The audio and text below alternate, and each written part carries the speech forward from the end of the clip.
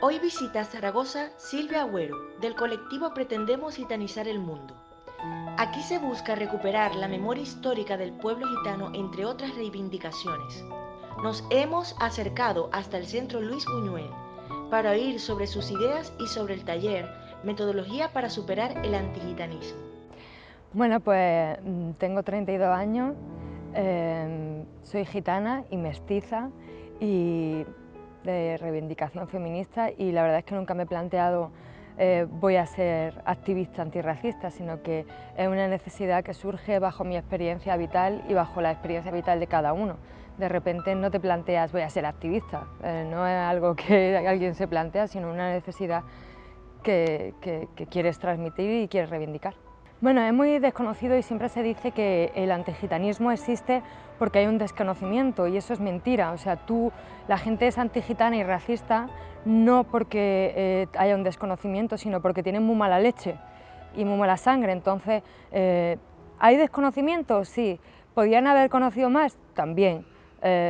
No somos un pueblo cerrado, pero eso no da derecho a racismear y a ser racistas y ser antigitanos.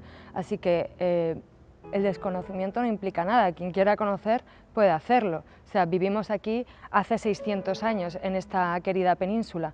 Entonces, podrían haberlo hecho en cualquier momento, ¿sabes?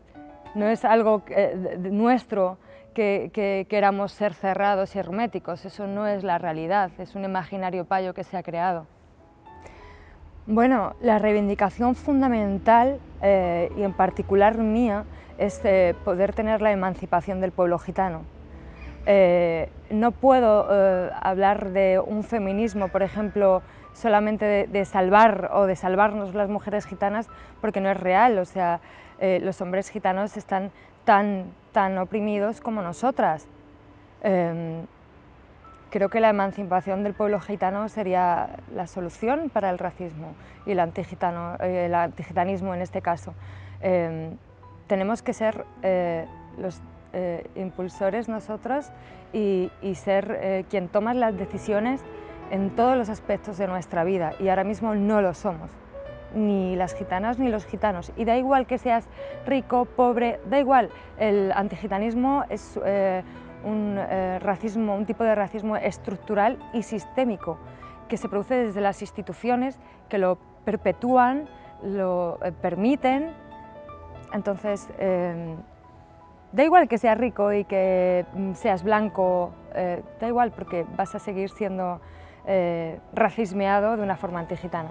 Las diferencias son muchas. Muchas feministas me han preguntado que por qué el feminismo debe de tener un apellido. Y un apellido se refieren a feminismo gitano, feminismo islámico, feminismo negro. Es que entonces ellas parten de la base de que el feminismo sale de ellas y que nosotras nos unimos a sus luchas, y eso no es cierto. O sea, el feminismo no se ha inventado desde la raza blanca, y digo raza blanca porque si existen diferentes tipos de razas, razas gitanas, raza negra, como ellos lo llaman, también existe la raza blanca. Si vamos a racializarlo todo, vamos a racializarlo todo. Entonces, el feminismo no lo han inventado ellas. Hay muchas diferencias, por supuesto. Para mí, una definición de feminismo gitano lo da Carmen Gheorghe, que es una gitana de Rumanía, superactivista, y dice: todo lo visto desde los ojos de las mujeres gitanas, las necesidades que tienen las mujeres gitanas, es feminismo. Desde el acceso al agua hasta la reparación de las calles donde viven. Entonces, el feminismo no es un concepto teórico. Ahora mismo no tenemos la necesidad. Bueno, pues soy una mujer que se dedica a las tareas del hogar. Cuando salgo a dar talleres, dejo a mis niños en casa, que tenemos 4 niños, y vengo a explicar la metodología para la superación del antigitanismo. Y la sorpresa es que no hay ninguna metodología para superar el antigitanismo. Me explico.